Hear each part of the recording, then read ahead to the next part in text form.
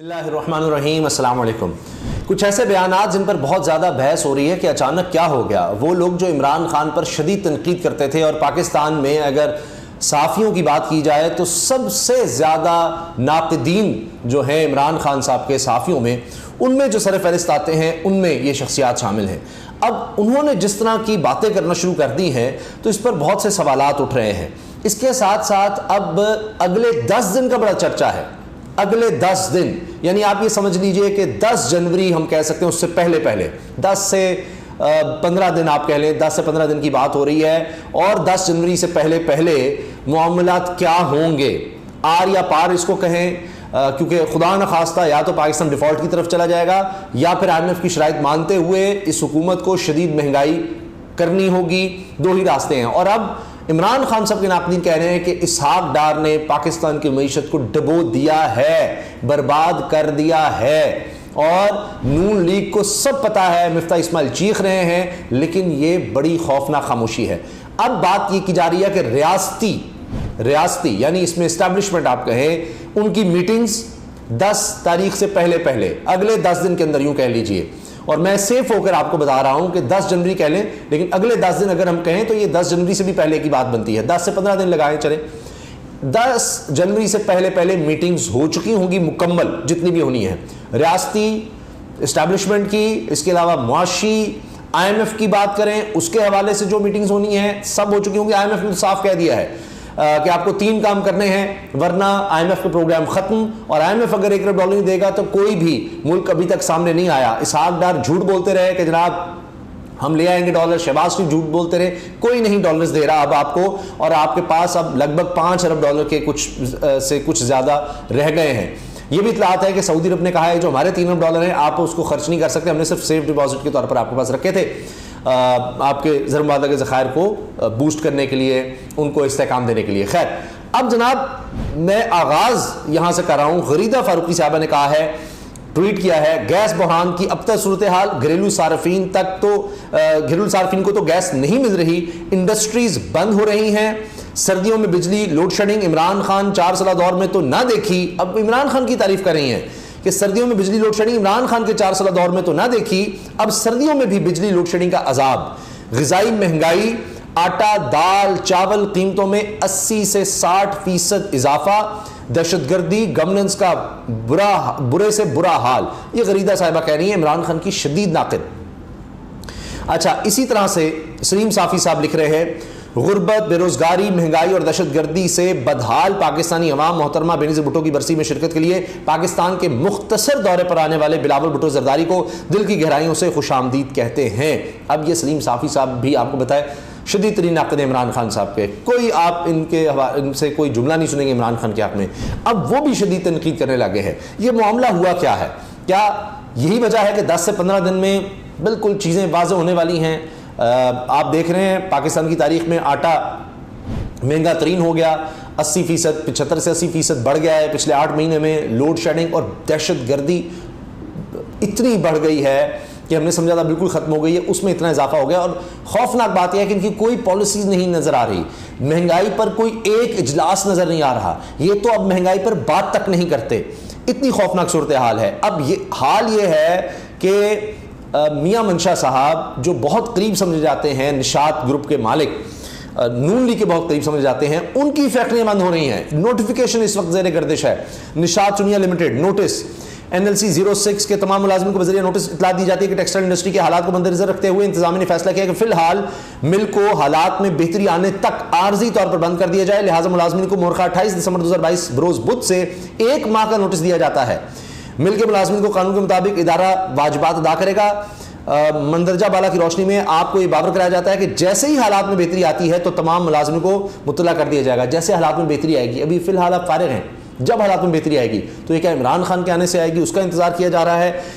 Steel की जो industry है वो कर रही है urgent appeal, collapse of steel industry could shut 45 downstream industries, यानी स्टील से जुड़ी 45 दीगर इंडस्ट्रीज जो हैं वो सब तबाह हो जाएंगी। वो भी जनाब मदद की अपील कर रहे हैं। इससे पहले टेक्सटाइल इंडस्ट्री जो सबसे बड़ी पाकिस्तान की इंडस्ट्री है वो टेक्सटाइल इंडस्ट्री समझी जाती है, उसके बाद ज़ाहिर स्टील भी है, उसमें आप दीगर इंडस्ट्रीज को देख लें, सब इस तरह की अपील्स कर रहे हैं। जिस मर्जी आप मान लें, प्लांट्स बंद होते चले जा रहे हैं, मुआशी तौर पर कोई अच्छी खबर नहीं आ रही।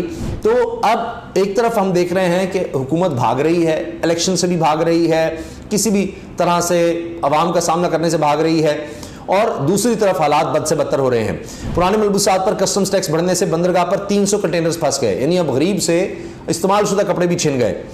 अच्छा, इसके साथ साथ ये हो रहा है कि FBR is missing 400 billion yet out of 965 billion target of December, यानी दिसंबर का टारगेट है उससे 400 अरब रुपया कम इकट्ठा हो रहा है टैक्स।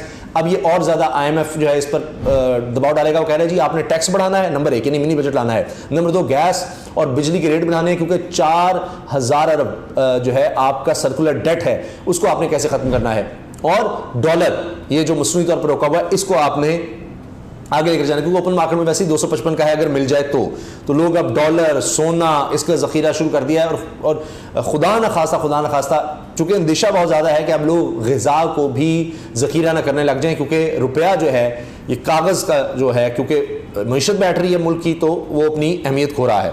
अब कराची 20 किलो आटे की थैली कीमत 2500 रुपये की तारीख की बुलंद तीन सतह पर, यह पूरे पाकिस्तान का यही हाल है। मशरक़ी वस्ता के लिए पाकिस्तानी बरामदात में 5.5% कमी, हर तरफ बुरी खबर है। एक्सपोर्ट हमारी गिर रही है। टोयोटा के बाद पाक सुजुकी अभी अपना प्लांट बंद करने का ऐलान। ये पाकिस्तान के बड़े प्लांट्स हैं, नहीं जो बड़ी इंडस्ट्रीज हैं, मैं सिर्फ आपको उनके हवाले दे रहा हूं। आप जो महंगी तरीन और पैसा कमाने वाली अरबों रुपए का प्रॉफिट कमाने वाली इंडस्ट्रीज हैं, जो स्मॉल एंड मीडियम है उसका तो क्या हाल होगा। ये तो बड़े बड़े जाइंट्स हैं ना जो बंद हो रहे हैं, तो नीचे क्या हाल होगा सोचकर खौफ आता है। और दूसरी तरफ शहबाज शरीफ कह रहे हैं अगर अगले 5 साल मौका मिला तो मुल्क की तकदीर बदलेंगे। अगर अगले यानी आप छोड़ ही दें, ये जो वादे वही करते थे उन्होंने 8-10 महीने में बेड़ा गर्क कर दिया है। अब इसीलिए कहा जा रहा है, मसलन शेख रशीद साहब इन्हीं की बात को ले लें, उसमें सारा निचोड़ा है। क्योंकि शेख रशीद साहब आपको पता है कि वो कहते हैं जी पिंडी मेरा हल्का है, मैं उनके बड़े करीब हूँ, और इस तरह की बात करते हैं। अब शेख रशीद साहब की बात पर आने से पहले मैं ये भी कर दूं कि सरकारी महकमों और इदारों में माली इमरजेंसी नाफिज कि जनाब पैसे ख़त्म हो रहे हैं, लिहाजा आपके एजाज़िए वजीफ़े बोनस इस तरह के जनाब टूर फलां वो सब खत्म हो रहे हैं क्योंकि पैसे नहीं हैं। शेख रशीद अहमद साहब कहते हैं IMF के साथ डेडलॉक हो गया है।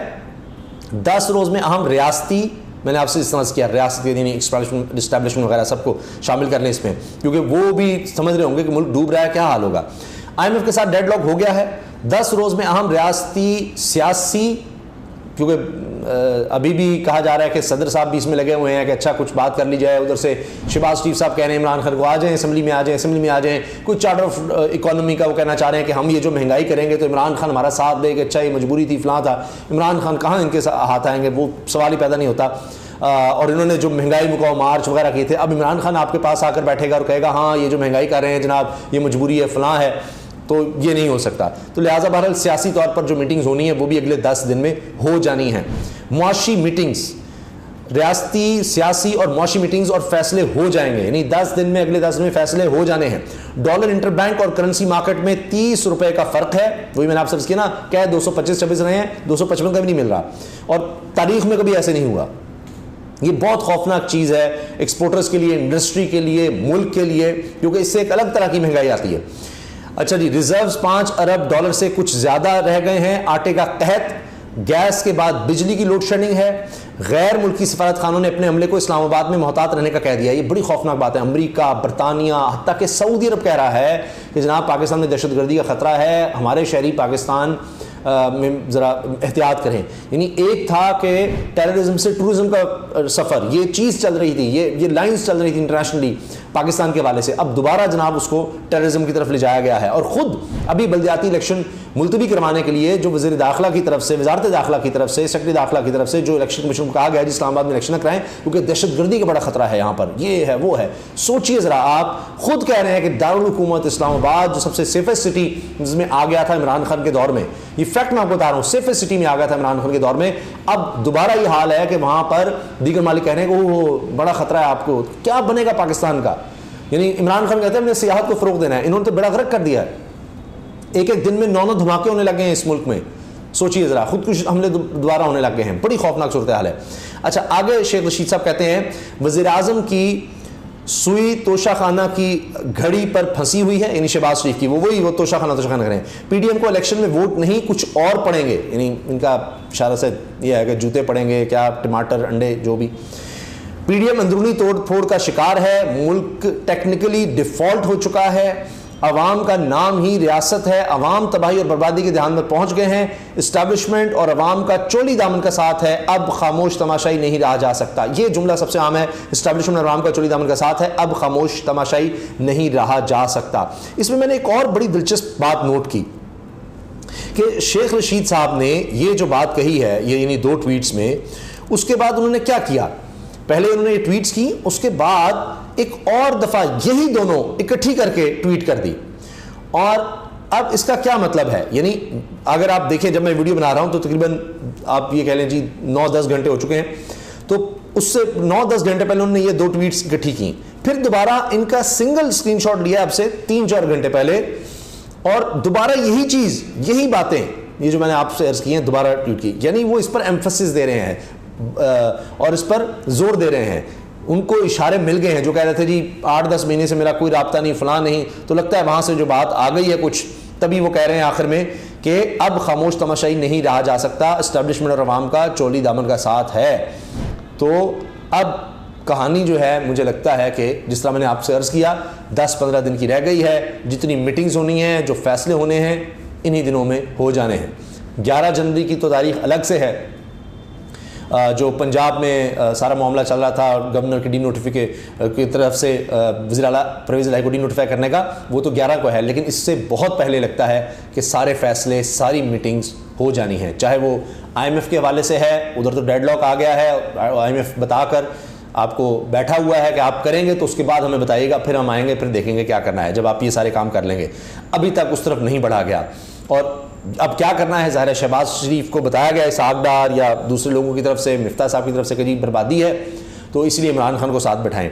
एक चीज़ ये तो वो माशी मीटिंग्स हैं। रियासती मीटिंग मैंने आपको बता दिया, एस्टैब्लिशमेंट की तरफ से जो होनी है, शेख रशीद साहब उसका इशारा दे रहे हैं, और सियासी मीटिंग्स वो भी जो होनी है वो सारी हो जानी है। तो बस अब देखिए कि क्या होता है, मुल्क किस तरफ जाता है। क्या इमरान खान जो हल पेश कर रहे हैं, जो तमाम माशी माहिरीन भी कह रहे हैं, क्योंकि जो हुकूमत ये जिस तरह मुसल्लत की गई रजीम चेंज के थ्रू, ये फैसले नहीं ले पा रही, ये ले ही नहीं सकती फैसले। उसकी बुनियादी वजह यह है कि मुश्किल फैसले ये लेंगे तो ये जो कह रहे हैं ना, हमने अपनी सियासत को ख़त्म किया, रियासत बचाई, असल में अपने केसेस को ख़त्म किया था, और अब इनसे हालात कंट्रोल नहीं हो रहे, तो ये कहना ये चाह रहे हैं कि जनाब हमारे लिए मुश्किल है, इस तरह के फैसले लेंगे तो हमारा वोट बैंक जो पहले ही तकरीबन ज़मीन से लग गया है नहीं, वो और ज़्यादा गिरेगा। तो अब ये अपने चक्कर में, अपनी सियासत बचाने के चक्कर में, ये रियासत को तबाह करने पर तुले हुए हैं, बर्बाद करने पर तुले हुए हैं। तो अब कोई मजबूत हुकूमत आ सकती है, जो इमरान खान कहते हैं वो मजबूत हुकूमत आए इलेक्शंस के ज़रिए, तभी ये फैसले हो सकते हैं। आप किसी भी जो सियासत का माहिर है, सियासियात का जिससे ताल्लुक़ है, उनसे पूछ लें, हिस्ट्री जिसको जानता हो उससे पूछ लें, माहिर माशियात भी, माशी माहिर ये कह रहे हैं कि सिवाय इलेक्शंस के और कोई हल नहीं है। अल्लाह हाफ़िज़।